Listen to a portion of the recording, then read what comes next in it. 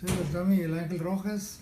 Vamos a platicar el día de hoy un poquito de lo que es hígado graso, también conocido como esteatosis hepática. Y la importancia de platicar un poquito de esto es porque estamos viendo que desde 1980 se ha notado un incremento de la enfermedad. Inicialmente con cambios importantes que eran confundidos con aquellos cambios que se observaban frecuentemente en los enfermos que tomaban mucho. Y empezamos a ver, eso se empezó a notar que había también cambios en pacientes que no tenían ese hábito, y por eso se le llama hoy en día esteatosis hepática no alcohólica, porque no tiene relación con el alcohol. Se considera que todavía un sujeto, sobre todo en la mujer, pudiera consumir 20 gramos al día y en el hombre 40 gramos y no tuviera relación en estas cantidades pequeñas con la enfermedad. También es importante recordar que tenemos aumento en la presentación de esta enfermedad, porque en México al menos somos el número uno en pacientes con obesidad, tanto en niños como en adultos. En Estados Unidos simplemente hay cerca de más de 20 millones de enfermos que cursan con este hígado graso, de los cuales desarrollan con el tiempo lesiones malignas como resultado de tener o padecer un hígado graso que no ha llevado un control correcto. Y por otro lado, ¿qué es hígado graso? No, hígado graso sería definirlo primero, y se supone que es cuando el humano tiene una concentración anormal de grasa en su glándula hepática. Se considera que más de 10% al 15% del peso total hepático, incluido, ocasionado por grasa, es la determinación por la cual podemos nosotros considerar que llamamos hígado graso a esta condición. Es una condición generalmente donde está caracterizada por problemas metabólicos principalmente. En México hay una cantidad importante o muy importante de diabéticos, y si unimos la diabetes con la obesidad hacemos una combinación ideal para que el trastorno se pueda observar. Se observa principalmente en pacientes con síndrome metabólico, en pacientes que tienen obesidad, en pacientes que tienen cifras de colesterol o triglicéridos aumentadas, y en algunos enfermos también se puede presentar que toman cierto tipo de medicamentos como los estrógenos, etc., ¿no? Entonces, es multifactorial también el aspecto de presentación o considerándolo como una causa. Tomar en cuenta, no olvidar, el exceso de peso, el aumento en el volumen o en el diámetro del abdomen de la persona en forma importante. Considerar ciertas personas que obviamente tienen diabetes, tienen resistencia a la insulina, tienen síndrome metabólico.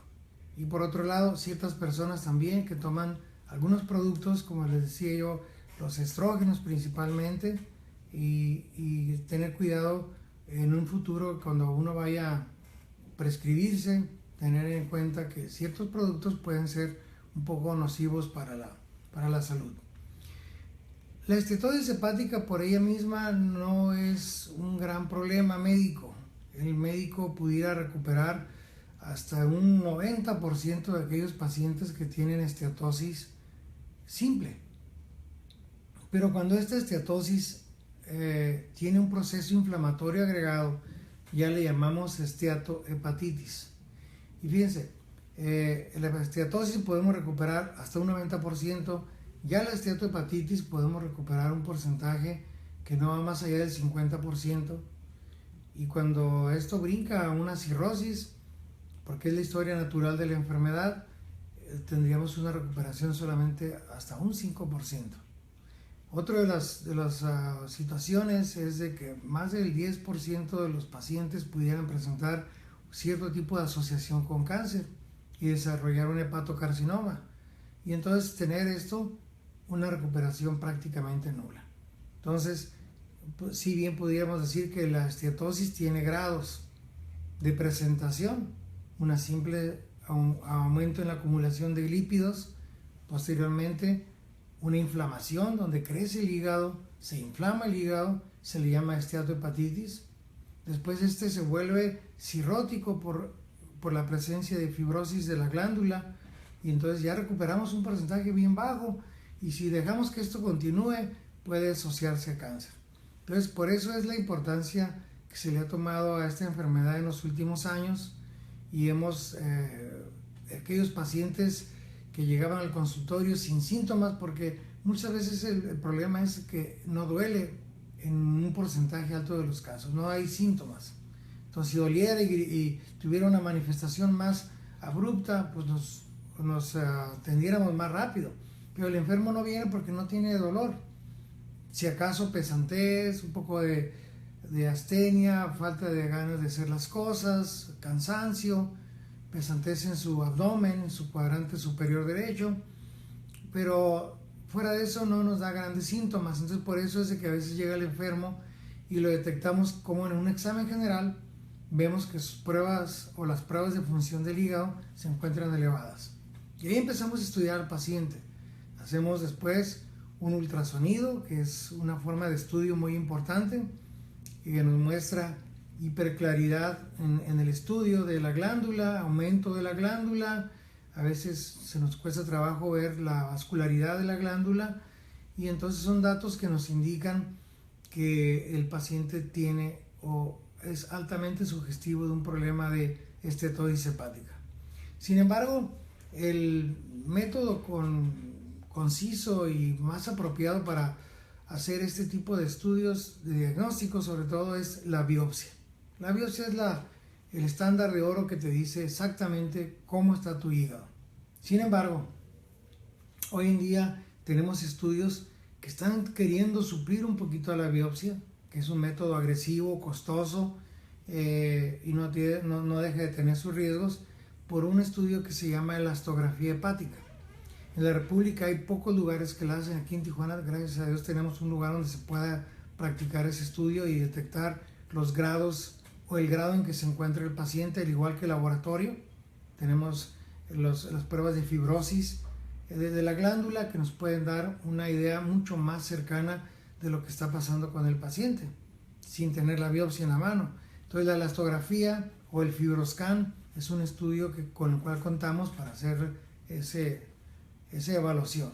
También podemos contar con la tomografía computarizada sin que ésta nos observe un incremento en la acuciosidad del resultado, como lo es el fibroscan. Entonces, tenemos las pruebas de hígado que se encuentran elevadas, tenemos el azúcar, por otro lado, que tenemos que llevar un control donde esta también se encontraría elevada de las cifras normales, y desde luego la inspección del paciente. El método más importante de primario para estudiar a un enfermo es la realización de una buena historia clínica, donde medimos al paciente, vemos perímetros abdominales, vemos peso, podemos tomar inclusive pruebas de azúcar con el glucómetro, y eso nos da una idea de qué está pasando con nuestro paciente. El tratamiento es medicamentoso, y definitivamente el tratamiento se basa en el cambio del hábito del paciente. Hay que cambiar los hábitos higiénico-dietéticos, hay que mejorar la dieta, hay que dejar de alimentarnos a base de carnes rojas, de grasa, porque eso es un factor importante. Ahora, con la invasión de tanto producto como las pizzas, comida rápida, etcétera, nos llevan al paciente desde edad muy temprana a que gane peso. Y eso es un condicionante muy importante en la producción de hígado graso, el tener exceso de peso. La obesidad es un punto. Entonces los tratamientos hoy en día se orientan a tratar el exceso de colesterol, el exceso de triglicéridos, el poner a dieta al paciente, cambiar su vida o su forma de vida del enfermo, hacer que se ejerciten, y claro, los medicamentos que van con el objeto para bajar las cifras de lo que ya hemos comentado. Medicamentos que van en relación a bajar el colesterol, triglicéridos, proteger el hígado, desde luego, y teniendo un seguimiento del enfermo con el objeto de que llegue a puntos donde su estatus o su estadio de la enfermedad sea irreversible. Habíamos hablado, o se habla en la literatura de grados, pero por ultrasonido, que ya no son tan evaluables. Grado 1, esteatosis mínima; grado 2, esteatosis moderada; grado 3, un grado de esteatosis avanzada. Pero eso es un poquito más subjetivo. Ahora con la realización del FibroScan contamos pues con este tipo de certeza diagnóstica más importante. Nada más por último, para recordar, también tenemos como tratamiento importante, dentro de otras cosas, cuando se trata de enfermos que cursan con obesidad, la utilización de cirugía. La cirugía para obesidad, la cirugía para bajar de peso al paciente, la cirugía que se utiliza con estos fines, ayuda también para mejorar ese tipo de problemática.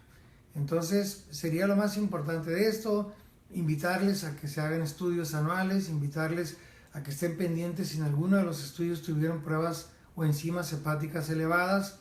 A veces se puede tomar un poco a la ligera, sin embargo, esos son los primeros signos o señales que les dará su enfermedad para poderla detectar. No dejen de hacer sus estudios, como les digo, anualmente, por lo menos una revisión médica que vaya con este sentido, y sobre todo cuidar el peso. Cuidar el peso es algo muy importante, cuidar lo que come uno.